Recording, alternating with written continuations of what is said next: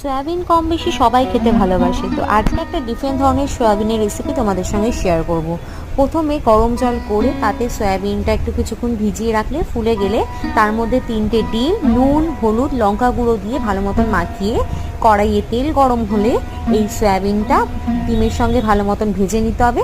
ভাজা হয়ে গেলে তুলে নিয়ে কড়াইয়ে আবার তেল দিয়ে কয়েকটা ডুমো করে রাখা আলুকে ভেজে নিতে হবে নুন হলুদ দিয়ে। ভাজা হয়ে গেলে তুলে রেখে তার মধ্যে পেঁয়াজ কুচি আর রসুন আর আদা বাটা, টমেটো কুচি আর নুন, হলুদ, লঙ্কা গুঁড়ো দিয়ে ভালো মতো মশলাটা কষিয়ে নিতে হবে।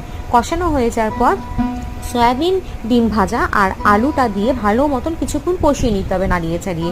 কষানো হয়ে গেলে সামান্য পরিমাণ জল দিয়ে ঢেকে দিতে হবে। যখন গা মাখা মাখা হয়ে যাবে তখন নামানোর আগে কিছুটা চিনি আর ধনে পাতা দিয়েই সার্ভ করা যায় গরম ভাত বা রুটির সঙ্গে এই সয়াবিন ডিমের কারি।